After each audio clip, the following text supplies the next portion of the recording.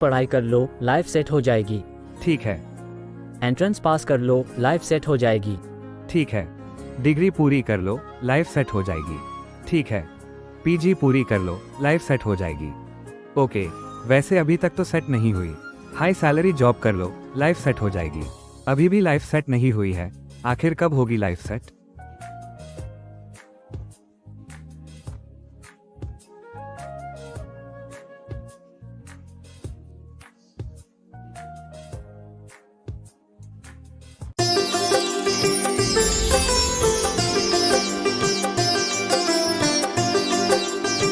वर्तमान शासन नायक श्री वर्धमान महावीर भगवान की जय हो। परम पूज्य आचार्य गुरुवर श्री विद्यासागर जी महाराज की जय हो। उत्तम त्याग धर्म की। जैसे प्रतिदिन सूर्य की किरणें हमें एक नया उजाला देती हैं, एक नई भोर होती है, एक नया सवेरा होता है, ऐसे ही धर्म की हर एक किरण हमारे लिए एक नया प्रभात करती है, एक नया सवेरा प्रदान करती है। धर्म की इन किरणों में जब हम अपने आप को अवगाहित कर लेते हैं, प्रकाशमान कर लेते हैं, तो एक ना एक अंधकार हमारे भीतर का टूटता चला जाता है, मिटता चला जाता है।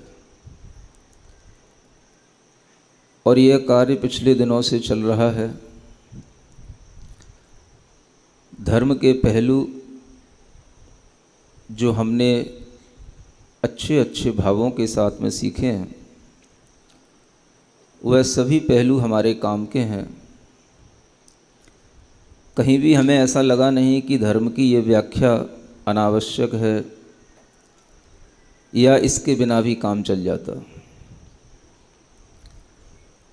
जब हमने क्षमा की, मृदुता की, ऋजुता की और शुचिता की बात की, तब तो समझ में आया कि ये हमारे भावों के लिए बहुत ही सकारात्मक भाव हैं, विचार हैं। जब हमने सत्य को सुना तो भी हमें समझ में आया कि हमें हर चीज़ को अनेकांत दृष्टिकोण से समझना चाहिए, कहना चाहिए। फिर जब हम आगे बढ़े तो हमारे सामने संयम भी आया और तप भी आया। संयम की महत्ता को समझते हुए भी हमने समझा कि तप करना जरूरी है, आसान नहीं है, लेकिन फिर भी तप से ही सब कुछ आसान होता है। जिस तरह से एक घड़ा जब तपता है तो वह तप करके हमारे काम में आता है और हमें वो देता है जो हम उससे चाहते हैं। जैन तीर्थंकरों ने, आचार्यों ने बहुत ही विवेकपूर्ण ढंग से धर्म की व्याख्याएं, धर्म को बताने के जो क्रम हैं, पद्धतियां हैं, वो बहुत ही विवेकपूर्ण ढंग से प्रस्तुत किए हैं। आम आदमी ये सोच सकता है कि पहले हमें त्याग करना चाहिए, तपस्या की बात तो बाद में होती है। लेकिन जब आप इस धर्म के क्रम को देखेंगे तो यहाँ पर पहले तप कहा है, त्याग की बात बाद में होती है। पहले आप तपो। जब तक आप तपोगे नहीं, आपके पास कुछ अपनी शक्तियाँ होंगी नहीं, आपके पास में अपनी योग्यताएं कुछ आएंगी नहीं, आप दूसरों को क्या दोगे? त्याग उस चीज का करना है जिससे दूसरों का हित हो, दूसरों को कुछ मिले। जब वह मिट्टी तप कर लेती है, तप जाती है, तो तपने के बाद में वह आपको शीतल जल दे पाती है। घड़े के रूप में जब वह पानी उस संयोग के साथ में हमें प्राप्त होता है, तो वह पानी जो हमें मिल रहा है वह उसकी तपन का परिणाम है, मिट्टी की तपन का परिणाम है। यही उस घड़े का त्याग है। हमारे अंदर कितना भी डालो, जो आप डाल रहे हो वो ठंडा हो जाएगा, आप उसको ले लो, पुनः उस घड़े में भर दो, पुनः आप उसको ठंडा कर लो, आप ले लो, बदले में हमें कुछ नहीं चाहिए। ये जो दिया जाता है इसी का नाम त्याग कहलाता है, जो तपने के बाद आता है। एक छोटा सा पौधा जब वृक्ष बनता है तो उस वृक्ष को भी बहुत कुछ तपना पड़ता है, बहुत कुछ सहना पड़ता है। गर्मी, सर्दी, बरसात, हवाएं, आंधी, तूफान सब कुछ सहता है, और सहन करते हुए भी अपनी स्थिति को मजबूत बनाए रखता है, अपनी जड़ों को मजबूत बनाता है, अपने तने का विकास करता है। धीरे धीरे जब उसका विकास उसके तनों में, उसकी जड़ों में बढ़ने लग जाता है तो उसमें शाखाएं निकलती हैं, उपशाखाएं निकलती हैं। धीरे धीरे उसमें पत्तियां भी आती हैं, फूल भी आते हैं, और एट लास्ट उसमें फल भी आते हैं। ये एक प्रक्रिया है। तपा, और तपने के बाद में उसने बहुत कुछ संचित किया, एक शक्ति पैदा की अपने अंदर, एक योग्यता पैदा की, और फिर उसके बाद में उसने दुनिया को दिया। हर व्यक्ति जो मेहनत कर रहा है, कुछ कमा रहा है, कुछ अर्जित कर रहा है, वह अपनी, उसकी एक तपस्या है, और तपस्या करने के बाद में भी वह फिर कुछ देने का भाव कर लेता है, तो यह उसका त्याग होता है। ये त्याग इसीलिए बड़ा है, ये इसीलिए महान हो जाता है कि हमने बड़ी मेहनत से उसको अर्जित किया, पसीना हमारा निकला, कष्ट हमने सहा, मेहनत हमने की, और हमने कमाया, और आपने बोली लगा दी झट से। आपको क्या लगा बोलने में? कमाया हमने और हमारा भाव हो गया देने का, तो देने वाला उसी समय पर महान हो गया।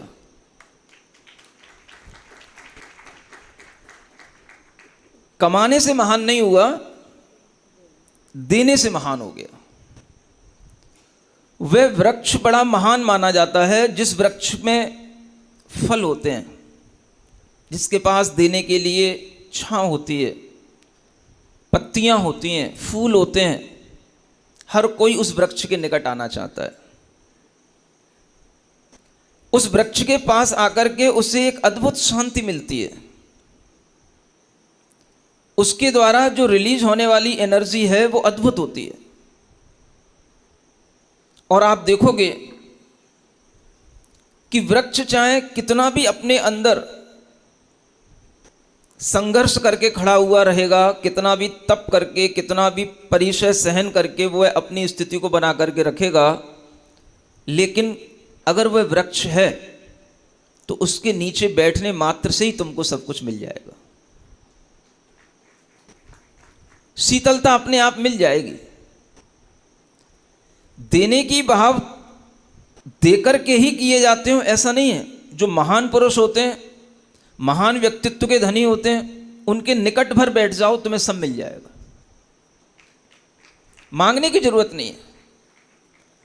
कल्प वृक्षों के पास बैठ जाओ, भीतर ही मन में अगर आपने विचार कर लिया तो भी आपको मिल जाएगा। जो लोग कहते हैं जिनेंद्र भगवान कुछ देते नहीं हैं, वीतराग भगवान की मूर्तियां हमें कुछ प्रदान नहीं करती हैं, वो लोग अभी ना समझ हैं। वो इतने बड़े भगवान हैं, वो इतनी महान शक्तियों के धनी हैं कि उनके पास आकर के हमें दूसरों के पास जैसे मांगना पड़ता है, यहां मांगना नहीं पड़ता।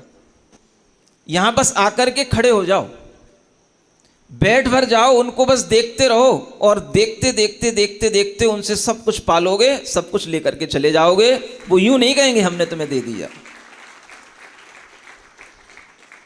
एक वृक्ष हुआ करते हैं, एक कल्प वृक्ष हुआ करते हैं। जब सामान्य वृक्ष भी देने की क्षमता रखता है तो कल्प वृक्ष तो उससे बहुत बड़ी चीज होती है। दुनिया में जितने भी आपको लोग मिलेंगे, देने वाले जितने भी आपको देवी देवता मिलेंगे, वो एक सामान्य वृक्ष की तरह हो सकते हैं। लेकिन जो वीतराग हैं, नासा दृष्टि किए हुए बैठे हैं, ऐसी मूर्तियों के अगर आप दर्शन भी कर लेंगे तो वो आपको कल्प वृक्ष की तरह फलने वाले होंगे। इसलिए इस भ्रम में मत रहना कि वीतराग प्रभु के पास में आकर के हमें कुछ मिलता नहीं। बच्चों को सिखाना, बेटा जब हम वीतराग प्रभु के पास जाते हैं तब हमें जो मिलता है वो दुनिया में किसी भी प्रभु के पास जाने से नहीं मिलता। क्योंकि वो जो कोई भी होगा वो देने के भाव में होगा, और जो देने का भाव कर रहा है वो कहीं ना कहीं हमारे ऊपर एहसान कर रहा है। ये वो प्रभु हैं जो बिना एहसान के, बिना तुम्हें जताए, बिना तुम्हें बताए सब कुछ दे देंगे। इनको समझ पाना, अपनी समझ को विकसित करना है। और जिन बच्चों में ये समझ नहीं है, अगर उनमें ये समझ आ जाए तो समझ लेना कि उनका मेंटल लेवल डेवलप हो गया है। इसलिए आज से कहना बंद कर देना कि वीतराग मूर्तियां, वीतराग प्रभु हमें कुछ देते नहीं हैं।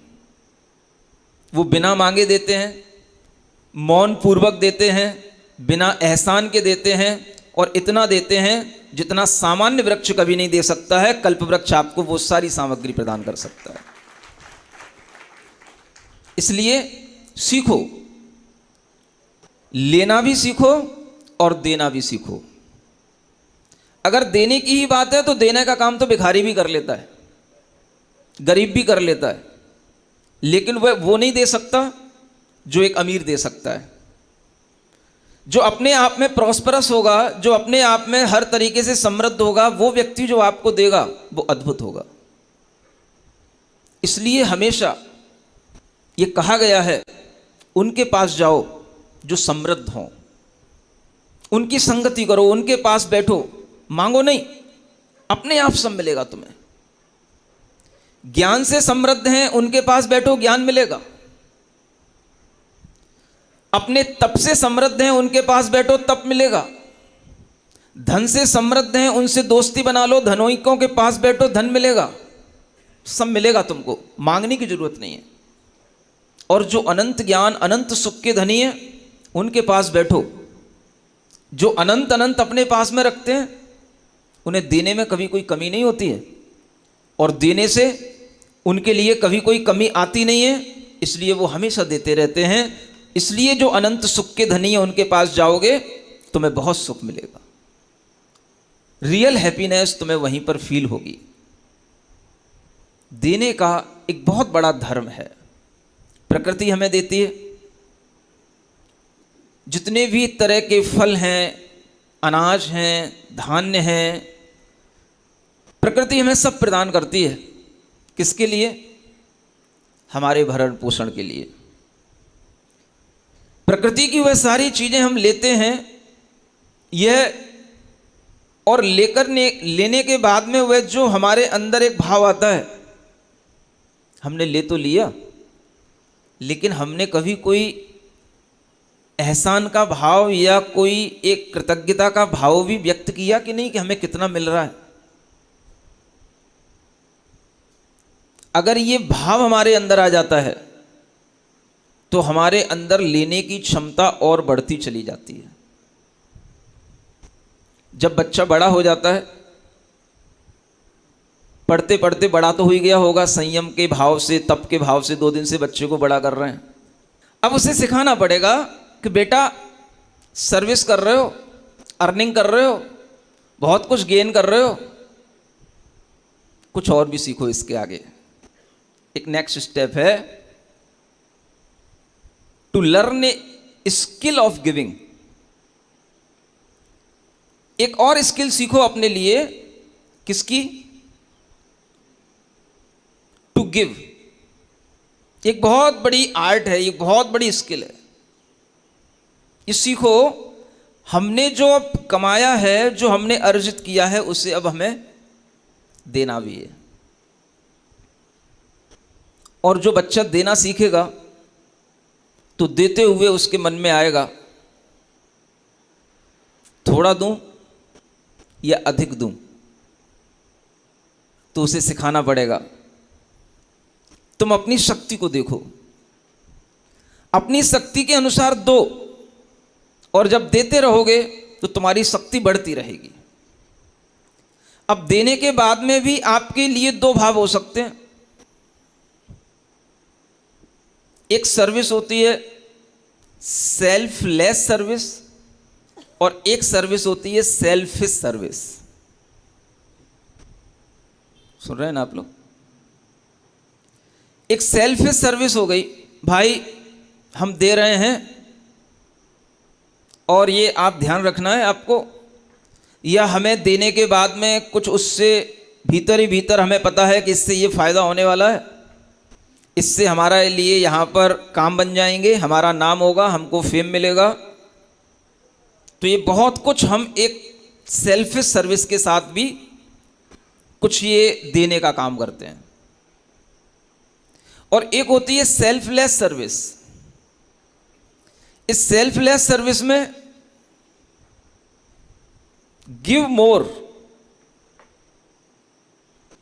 एंड टेक नथिंग, ये फुल्ली सेल्फलेस सर्विस है। दे तो हम बहुत रहे हैं लेकिन ले कुछ नहीं रहे हैं। सेल्फिश सर्विस होती है take more and less giving. हम लेते ज़्यादा हैं, देते कम हैं, और देते हुए भी भाई मेरा नाम होना चाहिए, मुझे इससे कुछ फ़ायदा होना चाहिए, इन फ्यूचर हमारे लिए क्या होगा अगर हम इतना दे देंगे। तो ये पूरा का पूरा कैलकुलेशन जब हमारे दिमाग में आ जाता है, तब हम जब कुछ देते हैं, दैट इज सेल्फिश सर्विस। और विदाउट कैलकुलेशन, अरे भाई ये मैंने कमा लिया, मैंने क्या कमा लिया, थोड़ा मेहनत कर ली, पुरुषार्थ कर लिया, अरे मैंने भी क्या पुरुषार्थ कर लिया, पुरुषार्थ तो बहुत सारे लोग करते हैं। अगर पुरुषार्थ से ही कमाना होता तो सुबह से शाम तक एक लेबर जो है कितनी मेहनत करता है, कमा लेता। भाई कहीं से आ गया, ये कुछ वंडरफुल हो गया हमारे साथ में। और ऐसा जब उसके अंदर ख्याल आता है तो वो कहता है भाई ये मेरा कुछ कमाया हुआ नहीं, ना जाने कहाँ से कैसे कैसे आ रहा है, कैसे कैसे हमको प्राप्त हो रहा है। तो वो कहता है भाई जैसे आ रहा है उसे वैसे ही देते जाओ, देते जाओ, देते जाओ। That is selfless service. अब ये सर्विस सिखाना है जो सर्विस कर रहा है। उत्तम त्याग का यह धर्म बड़े बच्चों के लिए, जो जॉब करने लगे हैं, जो बिजनेस करने लगे हैं, जो अर्निंग करने लगे हैं, उनके लिए देना सीखो। एक बहुत अच्छी किताब मैंने कभी पढ़ी थी, द सीक्रेट। हिंदी में भी है वो, इंग्लिश में भी है, बहुत पहले पढ़ी थी, उसके ऊपर शायद फिल्म भी बनी है। सीक्रेट है ये, हम कैसे रिच मैन बने, हम कैसे अरबपति बने, करोड़पति बने, उसका सीक्रेट है ये। और ये सीक्रेट बहुत से लोगों ने इन्वेंट किया है, बहुत से लोगों ने इस पर सर्च किया और उन्हें लगा है कि कोई है इस यूनिवर्स के अंदर, ऐसा कोई फोर्स है, ऐसी कोई साइंस है जिसके कारण से हमारी जो प्रॉस्पेरिटी है वो बढ़ती है, हम रिच होते चले जाते हैं। और ये रिचनेस जो बढ़ती है वो हमारे अंदर बढ़ती है देने से, टू गिव।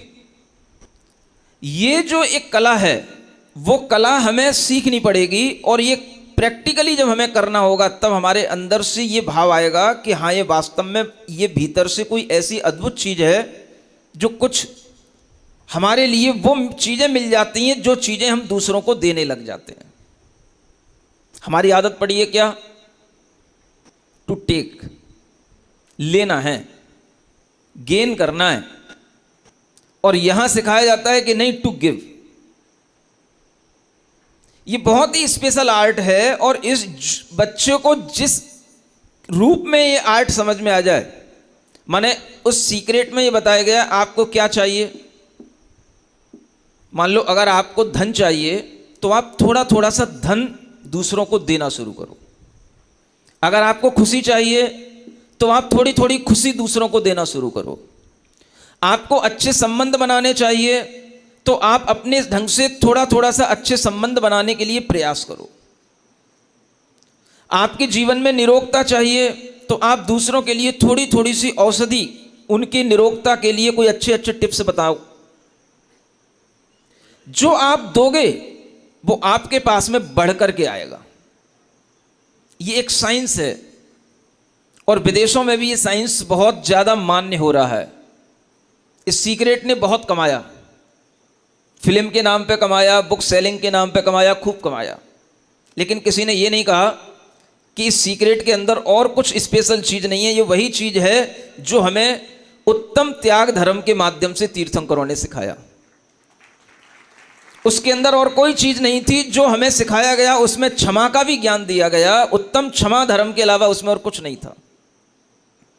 इन क्वालिटी का यूज हमने आज तक किया नहीं, और अगर किया है तो इतना ही किया है कि भाई धर्म के 10 दिन आएंगे, हम 10 दिन अपना काम कर लेंगे, 10 दिन एक एक दिन सुन लेंगे और चले जाएंगे।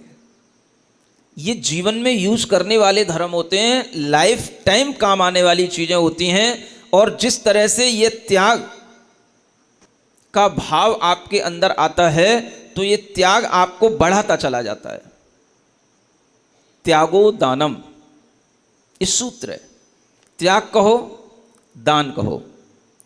जब हमने कुछ अर्जित किया है, जब हम उसको देते हैं, दान आता है, दान दिया जाता है, तो उस दान के साथ में हमारे अंदर 2 तरह के भाव हो सकते हैं। हम कुछ उसके बदले में चाह भी सकते हैं और हम बिना किसी चाहत के भी उस दान को दे सकते हैं। दोनों के फल मिलेंगे, कमती ज़्यादा मिलेंगे लेकिन मिलेंगे। और इस दान के इतने अद्भुत प्रयोग किए गए हैं कि बड़े बड़े आचार्यों ने भी इस दान के प्रयोगों के माध्यम से बताया दुनिया को, देखो देने से आता है। आचार्य महाराज के पास में भी कोई एक व्यक्ति कहीं एक बार बहुत गरीबी के साथ में आया, दरिद्रता के साथ में आया। कहने लगा कि मेरे पास कुछ भी नहीं है, कुछ तो होगा। अरे महाराज, सुबह से शाम तक बस 4 रोटी खा लेता हूँ, 4 रोटी बनाने का ही और अर्जित करने का ही बस इतना ही पैसा बचा और कुछ नहीं है। तो आचार्य से उससे कहते हैं, उस 4 रोटी में से भी आधी रोटी, 1 रोटी दान करने की सोच लेना। बात समर्पण की है, उसके समझ में आ गया। उसने मान लिया, अगर गुरुजी ने कहा है कि 4 में से 1 दान कर देना, कर दूंगा, और कर दिया उसने। और कुछ ही महीनों में उसे लाभ होने लग गया। दुकान जो चल नहीं रही थी, दुकान चलने लग गई। धीरे धीरे वह कुछ ही सालों में उसके जो कर्जे थे वो कर्जे निपट गए, और धीरे धीरे वो एक बहुत बड़ा अच्छा व्यक्ति बन गया। इतना बड़ा व्यक्ति बन गया कि अब वो दान देने लग गया। किसके माध्यम से? जो है उसी में से कुछ दो, ये सीखो।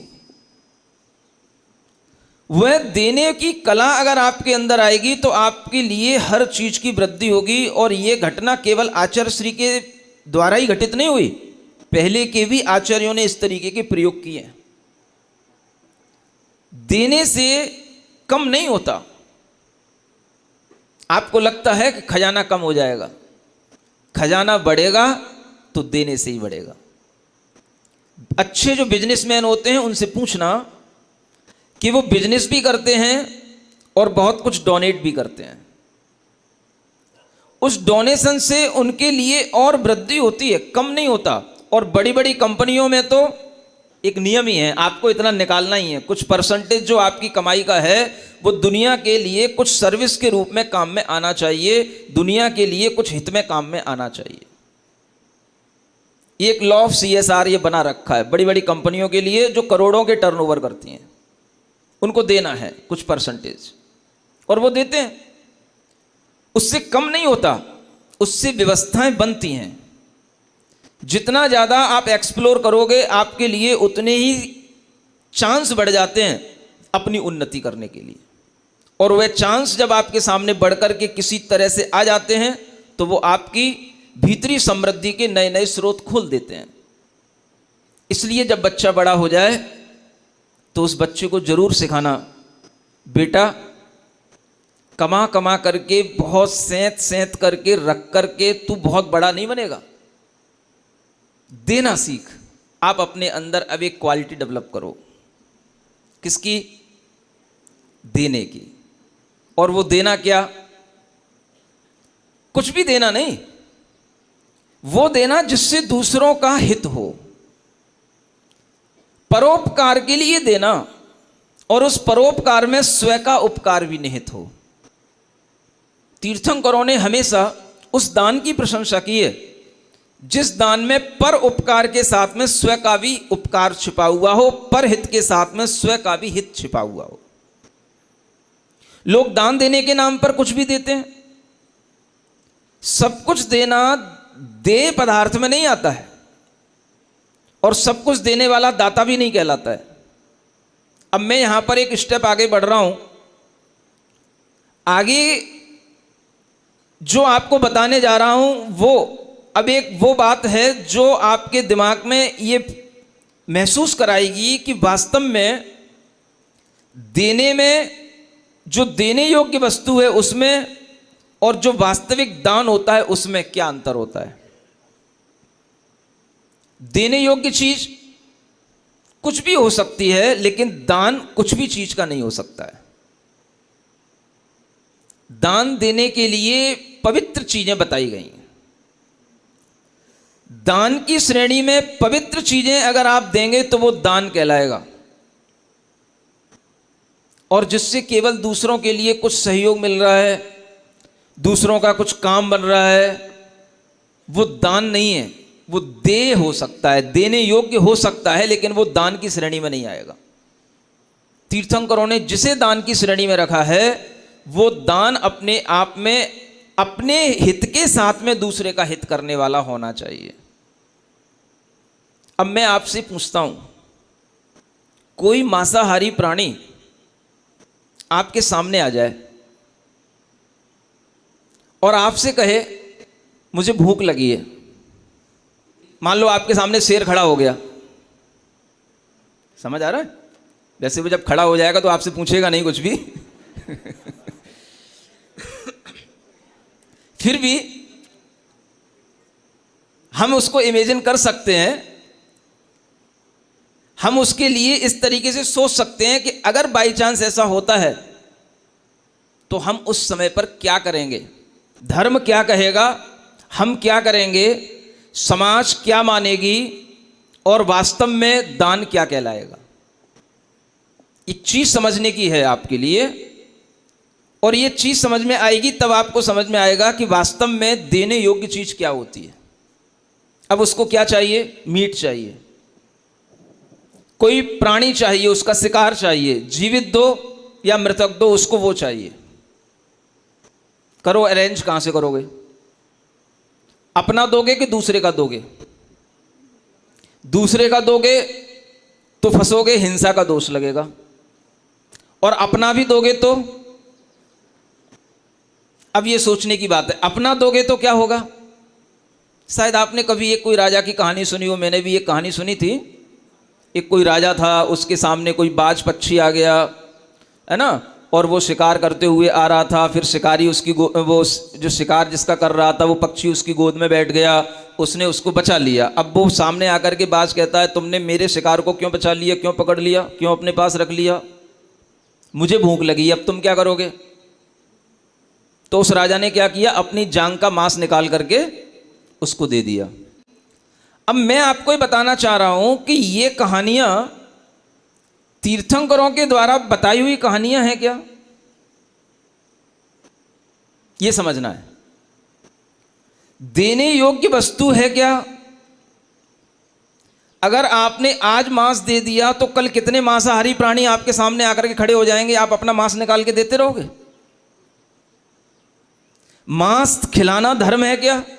अगर मांस खिलाना धर्म हो जाएगा, मांस का दान करना धर्म हो जाएगा और वो दान कहलाएगा, तो फिर मांसाहारी प्राणियों के लिए मांस देते देते मांस आपके दान का ही प्रचलन शुरू हो जाएगा। ये सीखो, ये जैन तीर्थंकरों की बात नहीं है। ये कहानियां अगर कहीं होंगी तो किसी की और की कहानियां होंगी, ये जैन दर्शन की कहानियां नहीं हो सकती हैं। सुन सकते हैं, हम पढ़ सकते हैं, और अगर किसी ने लिख भी दिया होगा तो इतना हम सामर्थ्य रखते हैं उन लोगों के लिए भी कहने का कि तुमने गलत लिखा है। ये तीर्थंकरों की भाषा नहीं हो सकती, ये तीर्थंकरों का उपदेश नहीं हो सकता। मांस अगर आपको खिलाने की जरूरत पड़ गई तो आप आज अपना खिला रहे हो, कल दूसरा पक्षी आ जाएगा और खिलाओगे, आपकी मृत्यु हो गई। आपने अच्छा किया, अपना जीवन दे दिया दूसरे के लिए। ये सीखना है। आचार्य कहते हैं जिसमें स्वयं का हित हो वही परहित करना चाहिए।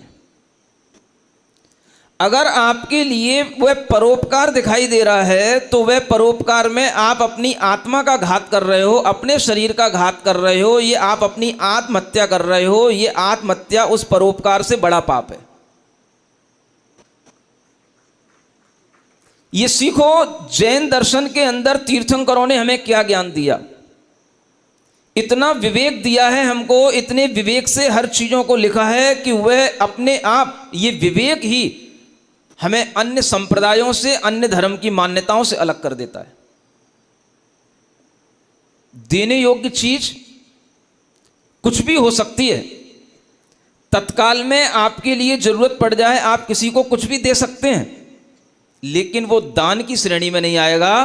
दान 4 प्रकार का ही कहा गया है, 5वें प्रकार का कोई दान नहीं है।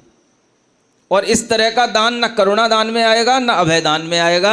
और जब इस तरह का कोई भी पशु जैन आचार्यों के सामने, जैन मुनियों के सामने खड़ा हो जाता है तो ध्यान रखना, उनके पास में वह क्षमता होती है कि वह सिंह को भी शाकाहारी बना देते हैं, और सिंह को भी जलेबी खिलाने की क्षमता रखने वाले बड़े बड़े विद्वान हो गए।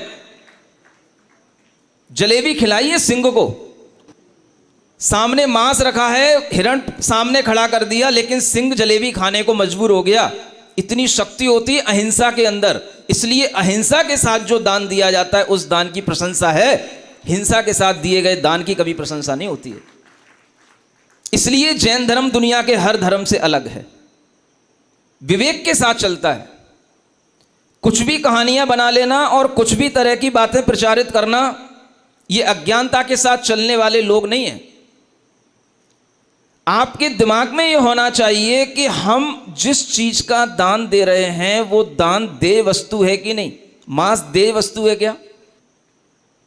आपको समझ में आना चाहिए, दान अपने आप में पवित्र चीज है। आप उस जीव की रक्षा कीजिए, उस जीव को आप ज्ञान दीजिए, चाहे वो बाज सामने खड़ा हो, चाहे सिंह सामने खड़ा हो। अगर जैन मुनि होंगे, जैन विद्वान होगा, जैन धर्म का जानने वाला व्यक्ति होगा, तो वह उस सिंह को भी शिक्षा देगा। सिंह, मांस खाना अच्छा नहीं है, भूखे मर जाना अच्छा है। ये ज्ञान भी एक दान कहा गया। एक ज्ञान दान सबसे बड़ा दान होता है।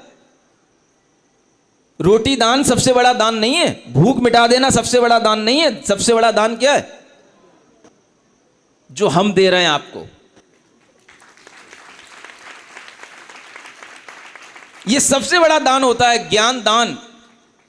लोगों के दिमाग जो अलग जा रहे हैं, धर्म से अलग हो रहे हैं, विवेकहीन हो रहे हैं, उनको लाइन पर लगाना, उनके जीवन को बनाना, उनकी आत्मा को सही रास्ते पर चलाना, समझो ये बड़ा दान है। या जो आपके मन में आए मांग लिया और हमने दे दिया वो बड़ा दान है? कल को आप कहेगा, कोई भी व्यक्ति सामने आ जाए, ऐसी कहानियां भी मिल जाएंगी आपको पुराणों में और कहीं पे भी। कोई आ जाए, भाई आप बड़े दानी हो, बड़े दानी हो, बड़ा दानी हो। कैसे दानी हो भाई? अपना सिर कलम करके दे दो हमें। आपने अपने दान के हम में आकर के, भाई मुझे दानी घोषित हो चुका हूं और लोग मुझे दानी कहते ही हैं, और अगर इसने जो मांगा है नहीं देंगे तो लोग क्या कहेंगे, ये कैसा दानी है? लो, उसने सिर कलम करके दे दिया, कहानी बना दी, बहुत बड़ा दानी हो गया। क्या उस दानी की हम प्रशंसा करेंगे? ये कोई दान कहलाता है क्या?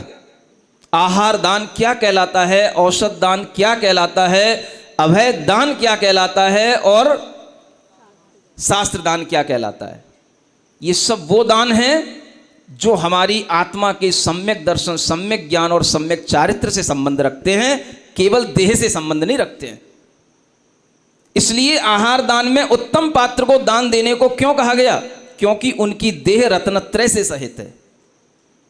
एक भिखारी को 2 रोटी देना और एक मुनि महाराज को 2 रोटी देना जमीन और आसमान के अंतर के बराबर है। भिखारी को 2 रोटी दोगे तो केवल तुम्हें रिटर्न होकर के 4 रोटी मिलेंगी, और अगर मुनि महाराज को 2 रोटी दान करोगे तो तुम्हें 4 जन्म तक नहीं 40 जन्म तक रोटी मिलती रहेगी, क्योंकि आपने उस रत्नत्रय से सहित आत्मा को दान दिया। ये बच्चों को सिखाओ। सिरिजिणवाणी जग कल्याणी जग जन मदतम मोहरी जनमण हारी गढ़हर हारी जम जरा भव रोग हरी तिथ्य राणम दिव्य झुणिम जो पड़ई सुणई मय्ये धारई राणम सौख मणंतम धर्य सासद मोक्ष पदम पावई सासद मोक्ष पदम पावई।